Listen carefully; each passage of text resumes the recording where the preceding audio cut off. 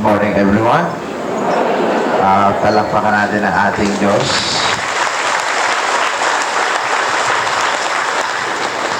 For a very blessed day. Sa reading pa lang, we are already blessed. When Jesus said, I want you to know this, that I desire mercy, not sacrifice. Ang ibig pong sabihin yan, ang gusto ng Diyos ay maunawaan natin ang kanyang awa because we are in perpetual need of God's mercy. Nabubuhay lang ang tao sa awa ng Diyos. Kaya sabihin mo sa iyong katabi, may awa ang Diyos. Ayan. This is something I cannot understand. When we talk with each other, something that we usually do, our tendency is to laugh and smile. Dapat serious kayo. May awa ang Diyos. Because that word is so powerful, especially for those who are sick and hopeless. You are reminding your fellow brothers and sisters that God is merciful, or there is this mercy coming from God. May awa ang Diyos. Yung kanina nag-testimony, no? May lupus, which I do not know, na mayroon pala siyang sakit na ganon. But her faith, naawa ang Diyos sa kanya. Hindi na maisuklay ang kanyang sarili. Niluluguan na siya ng kanyang asawa. She cannot even walk. She cannot get up. But look at her right now. Full of energy because of the mercy of God.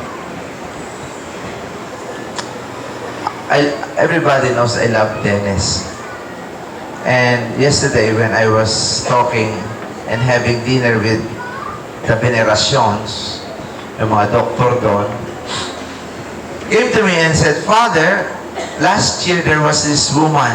She doesn't believe in God. But somehow you called her. And when she approached you, nung lumapit siya, hinipan mo siya. After that, she said, my God, God is real. There is God. Hinipan ko lang. You know, there are some people right now talaga is really confused. We really somehow do not know yet to what extent our God can do to us. Yung bang, ano ang magagawa ng Diyos sa ating sarili, sa ating buhay, kung paano nito babaguhin ang buo nating pagkatao, ang buo nating pananaw. Jesus basically wants to touch our lives. Gusto ng Diyos magkaroon siya ng impact sa inyong buhay. Kasi unless we understand so well the mercy of God, we will not have peace. And we do not have this faith. Kapag ang tao mahina ang pananampalataya, alam nyo naman yan. You know if your faith is weak and you know if your faith is strong. We know that. Alam natin yan. But sometimes, like what she said, I probably do lots of testimonies. This will be, my job is to testify para sa mahihinang pananampalataya, lumakas. Kasi tayong tao, ano ba, parang we always need to be reminded. Kasi madali tayong masaktan. Alam niyo ba, nagpapahina ng pananampalataya ng tao ay kasalanan. Sin makes our faith weak. That's why God is appealing to us. That's why during the Mass, we beg for God's mercy. And it is so interesting, the opening prayer that we just read. It says here. Attend to the plea of your people with heavenly care. Lord, we pray that they may see what must be done and gain strength to do what they have seen. Ang sabi ng panalangin natin, sana daw makita natin ang kapangyarihan ng Diyos. Dahil kung hindi natin ito makikita, we are in perpetual problem. Pag hindi natin nakita ang kapangyarihan ng Diyos, problemado ang tao. Until I witnessed and interviewed some people before I made this conclusion. Last year, I had my retreat sa Palawan. I arrived early in the chapel kasi hindi ako makatulog. When I was there, di po ako makatulog, I went to the chapel. And after an hour, I went to the refectory and asked the sisters. I said, Sister, I'm hungry. Can I have breakfast? Ang sabi ng madre, Father, you're very early. Pray more for another hour. Diyos ko, I have no choice. So I went and prayed again. After an hour, the nun came and she said, Father, your breakfast is ready.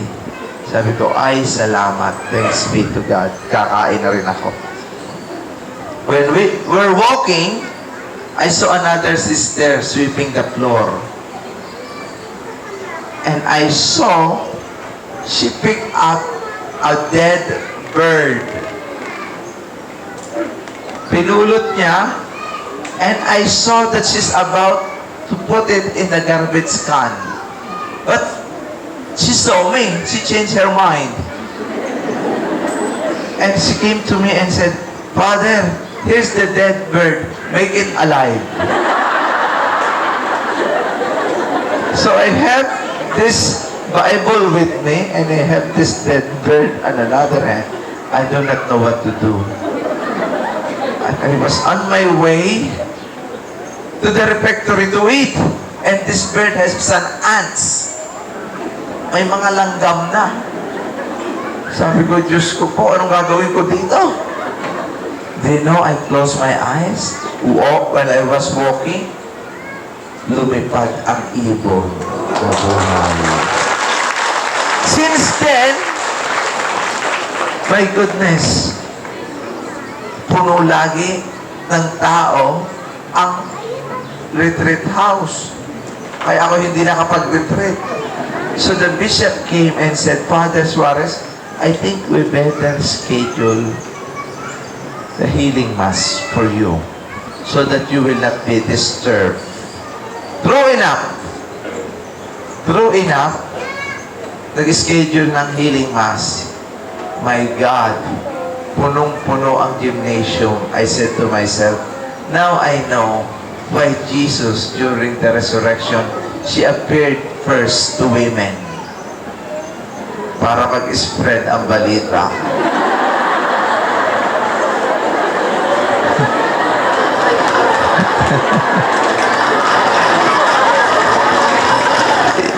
So, I was about to celebrate the Mass. It was overflowing. I didn't know that there was something happening. Mayroong pala, pagka-healing Mass, ang mga tao, they are very self-centered, meaning puno na. Kailangan ng registration. I didn't know that there was this man who fell from the coconut tree.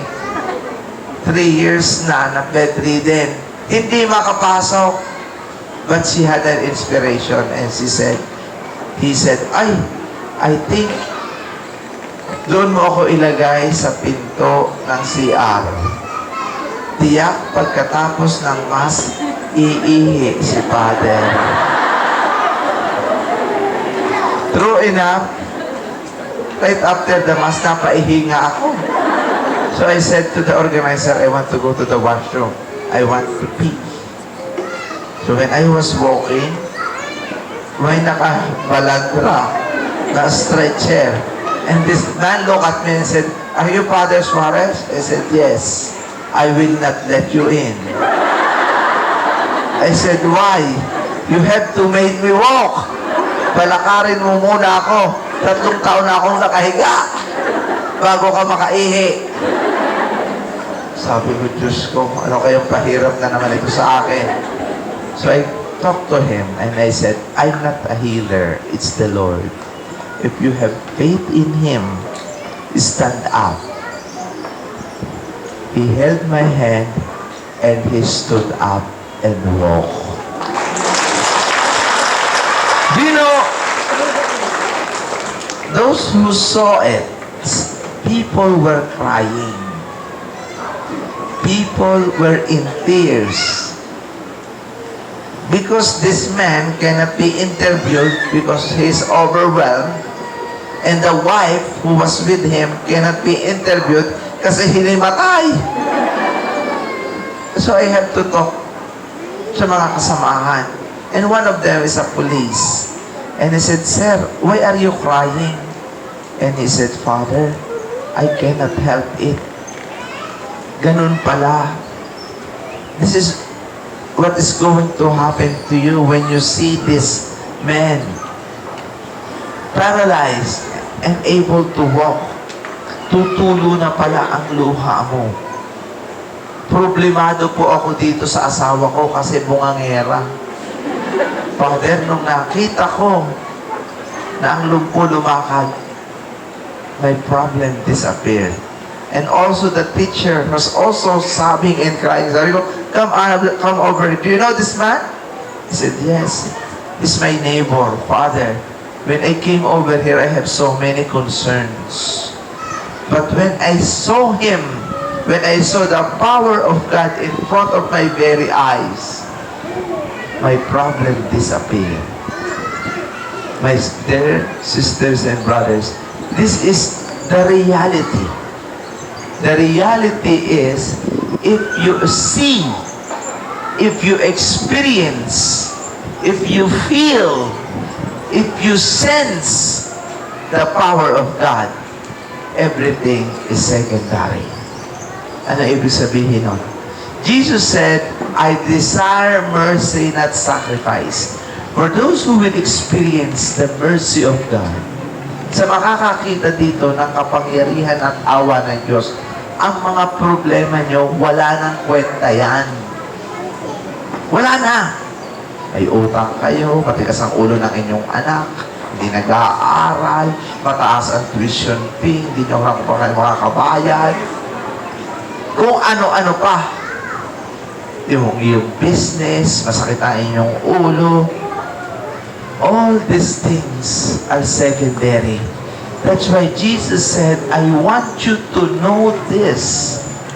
God wants you to enter into the mystery of His mercy. Come and enter in. There is this mystery that somehow you cannot understand, but you need to believe." Pwede ba? Maniwala kayo. Believing, hindi lang yung blind faith, but the faith in Jesus alone. Faith in Jesus. And try to experience the joy of serving God. Marami sa atin, kahit anong gawin sa buhay, kulang. Tatrabaho ka, may anak ka, may asawa, may pagkain, kulang pa rin. Alam niyo yan. You know if there is missing in your life. You know if there is this vacuum. May galit lagi kayo, may lungkot, insecure, may jealousy, may unforgiveness, laging naiinis. One thing is missing in you. Examine yourself. Are you involved in your church? Are you serving the Lord? Hanggat hindi pa kayo nagsisilbi sa Diyos, hindi nyo mararamdaman ang sarap ng inyong pananampalataya. We are depriving ourselves the joy of serving God. That's why there is this vacuum within us. Laging kulang. Subukan yung sa Kanya ay maglingkod. Tanungin niyo siya. When I was about to enter the seminary, we were not that religious.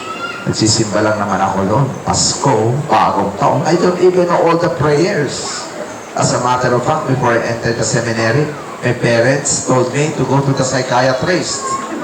Kasi my mom thought I'm cuckoo.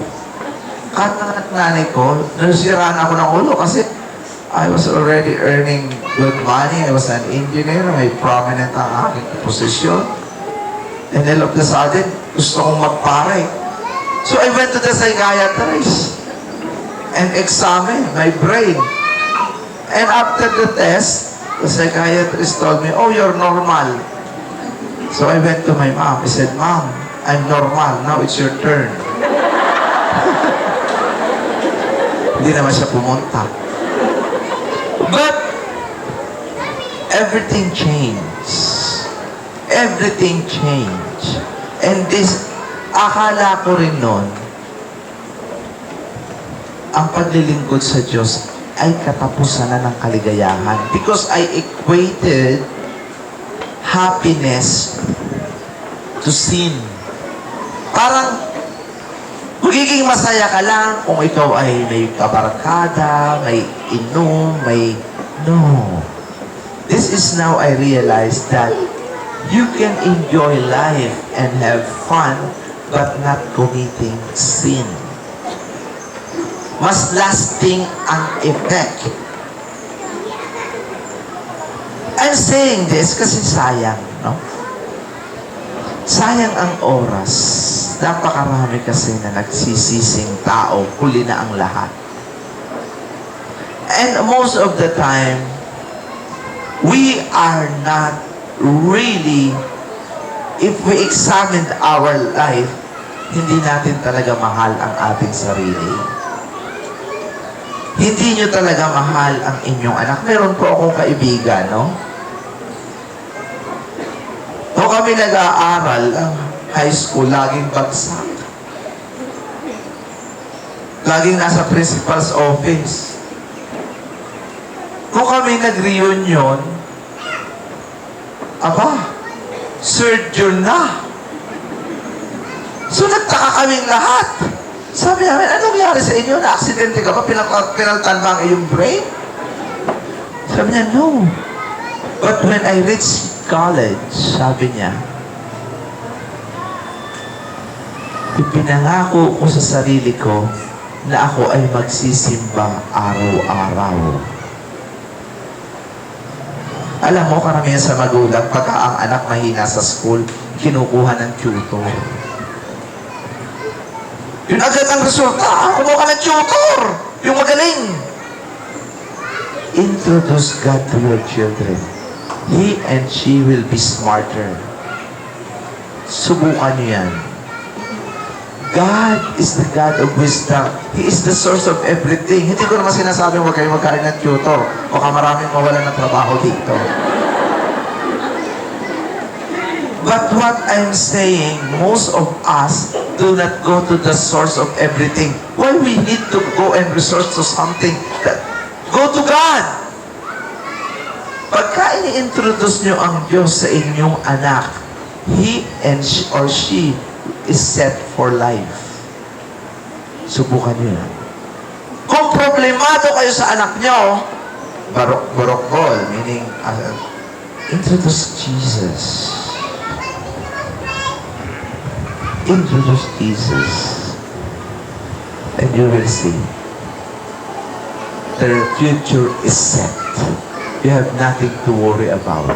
But if the parents, ang ini-introduce kung ano-ano, o computer, ang ini-introduce, o tutor, ang ini-introduce, o bagong cellphone, No. This is the crisis right now. We do not go to the main source of everything. I'm sharing this with you kasi baka mali ang ating priority. Baka we only go and recourse to God kapag hopeless case na. Pagka drug addict na ang inyong anak. We need to introduce God right now. And I'm telling you, you will not go wrong. But the problem here is, what can you give if you do not have? Nag-iisip kayo ng best gift to give to your children. The best gift that you can give is God. But you need to have God in you because values are taught, not taught. Ay, paano ituro ng mga teacher na ito? Sabihin kung ano magaganda. Pero hindi naman nakikita sa inyo. Ayun, simple lang naman yan nung nandun si Father Suarez. May sakit kasi ang nanay. Hindi na ulit nakita. Values are taught, not taught.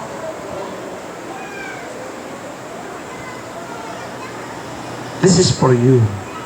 For your well-being and for the well-being of your children. Look what Jesus said in today's gospel, which is so powerful. I tell you, this is what he said, something is greater than the temple is here. And I'm telling this to you, repeating what Jesus said in today's gospel.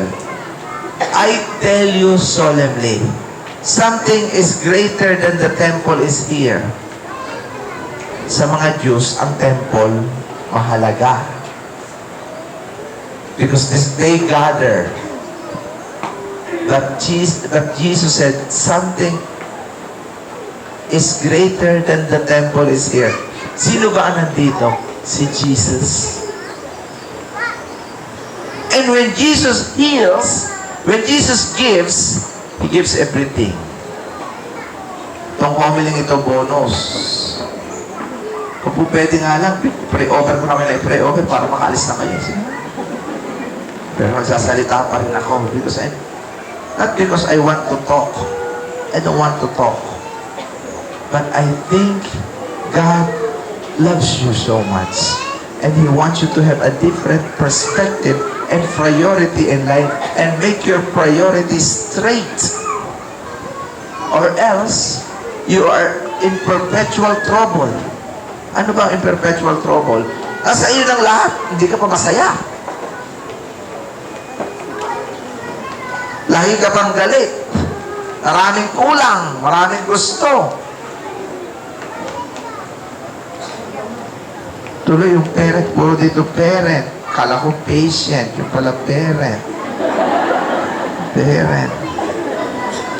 Nasa na estudyante yun, nandoon, naglalaro, yung mga anak. Tatakbuhan na nagtatakbuhan, kawawang mga nilalang. Dapat ay nilagay dito yung mga estudyante, tuloy, kung saan sila nakatingin.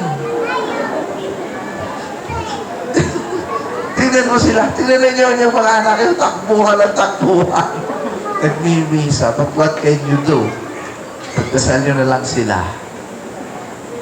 At ipaalaala sa kanila ang message na inyong natanggap. Tingnan mo yung mga bata, tingnan niyo yung mga anak, kamatin siya lang ang katabi. O, ano mo, tingnan mo. Yan o. Yan o, tingnan mo, yun. Kaino ka lang ang bata yun. But that is the reality. Sabi ni Devot, Father, I want you to celebrate the Mass in my school. Sa aking mga estudyante, nung pagtingin ko dito, puro estudyante ito, para itong hospital.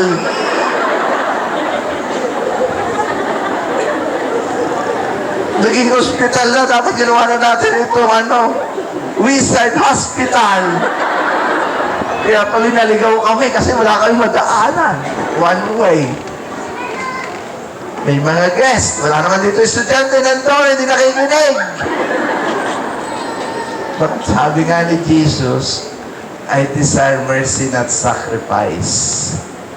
Sana ang awa ng Diyos ay tumaloy sa kanila at ang mga magulang na nandito, ituro sa kanila yung mga parents. Introduce Jesus to your children.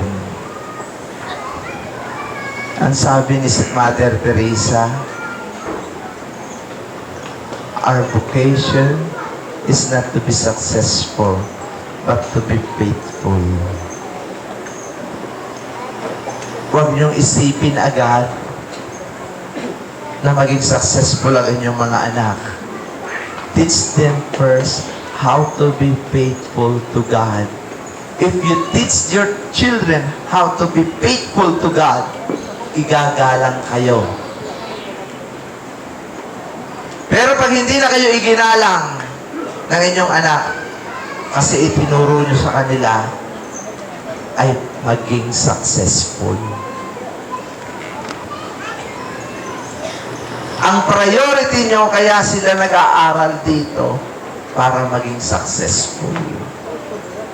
Hindi kayo igagalang ng mga taong ang nasa isip lamang ay success.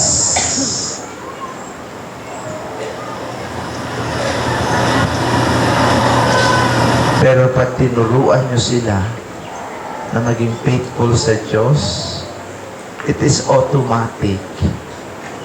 Your children will respect you. Try that. At huwag niyong sisisihin ang school. Kasi naman sa Wizard of Oz, Wizard of Oz ba ito? Ano ang pangalan ng school na ito?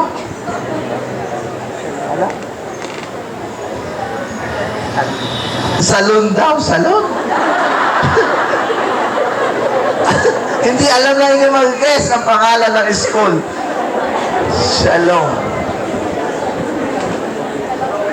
Napakahaba kasi ng pangalan. Bahala kayo, nalilito tuloy yung mga magulang. Shalom Press. Shalom Crest. Wizard of Oz. Ito, Wizard of Oz siya siya for having this. I'm happy that I have this time sharing, giving you a deeper reflection of life about our Lord, and hoping and praying that you get something, no? Na may madadala kayo pag uwi. Oh, ito ang sinabi ni Father. Karamihan naman sa mga nag-homily, ang naalaala nyo lang ay joke. Tama ba ako? Babatiin ko na lang kayo sa TV next time. No? But, my dear sisters and brothers, God loves you. In the name of the Father, and the Son, and the Holy Spirit. Amen. Palakpakan natin ang ating Panginoon. And please stand right now and ask the good Lord. Let us pray to our Father and His Son Jesus, the fount and source of healing. Standing firm without faith and trust, let us all raise our voices and exalt Him as we pray. Source of life, heal us. For those who are sick, lonely, and struggling in today's world, may they be strengthened by God's help and aided by their friends. We pray to the Lord.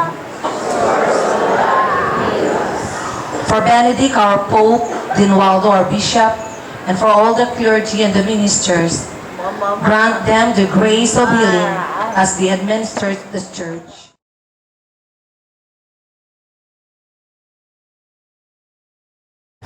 Good morning, Lord. I just want to share to you sa experience ko this week. Para mabigyan kayo ng background, last December, I was diagnosed na may lupus po ako.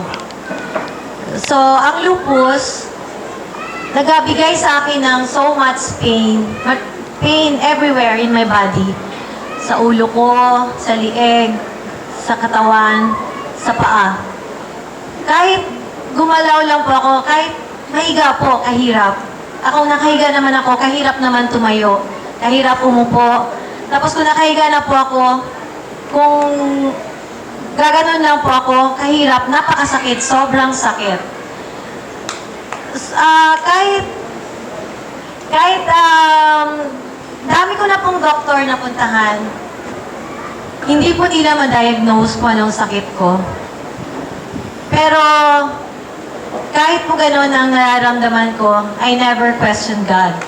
Every day po, nagabasa po ako ng 366 days at saka Didache. Yun po ang guidance ko po lagi na para lalo po akong tumibay ng faith ko sa Kanya. Then, siguro po, talagang i-bless niya ako dahil sa ika-8 na doctor, last December, nakita na po talaga yung anong cause ng pain ko. So yun nga po, lupus. Nung naalaman ko po na may lupus ako, hindi po ako natakot. In fact, I felt grateful kay Lord na kasi nalaman ko na ngayon kung anong sakit ko. So, alam na ng doctor kung anong dapat ibigay sa akin na gamot. Binigyan po ako ng steroids para mawala yung pain at saka magamot yung sakit ko. Kung wala po akong steroids, andyan na naman ang pain, nahihirapan na naman po ako. Pero sabi ng doktor, hindi ko pwedeng inumin ng steroids for a long time kasi magkakaroon po ng effect sa kidney, sa liver, tataas po ang BP ko, tataas ang sugar ko. So, in short, hindi po pwedeng mag-inom ng steroids for a long time. Kailangan po sana, from December until June lang ang steroids ko. Pero hindi ko po kinaya, hindi ko po gi-stop nung June. Kasi, may pain na naman po. At saka marami po akong dapat puntahan na hindi ko pong puntahan kung hindi ako inom ng steroids or pain reliever. But when I knew that Father Suarez is coming here in Jensan on July 16, first week of July po, i-stop pong steroids. Kahit may pain ako nararamdaman, okay lang. Kasi alam ko darating na si Father Suarez. Mahihil na ako ni Lord through Father Suarez. So, Monday po dumating si Father. Sunday, medyo marami na po akong pains na nararamdaman. Mahina na po akong gumalaw. Then, early morning, 4 o'clock in the morning no Monday, hindi po ako makatayo. Hindi ako makabangon sa katre. Sabi ko sa husband ko kay Toto, Tay, ibangon mo ako kasi hindi ko kayang bumangon mag-isa. So sabi niya, tutuloy pa ba tayo? Pupunta pa ba tayo kay Father Suarez? Sabi ko, mas kailangan ko siya ngayon. So in short, dahil hindi ko po maigalaw ng maigi yung kamay ko, hanggang dito lang po ang kamay ko. Kahit maghubad ng damit ko, hindi po pwede akong gumalaw. So siya po ang nagpaligo sa akin, yung asawa ko. Siya nagpabihis, tapos pumunta na po kami ng Jensan. Nung dumating po ako ng Jensan, magulo po yung buhok ko. Kahit hindi ko po masuklay ng maayos ang buhok ko. At saka hindi po ako halos makababa ng sasakyan. First time po na inintroduce ako ni Sis Amy kay Father Suarez, in-embrace ako kagad ni Father.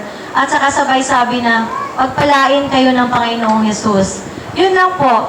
Tapos hindi na ako pinansin. Pero sama-sama pa rin po ako kay Father, kasama ni Sis Amy. Hanggang pumunta po kami ng Takurong. Doon po ako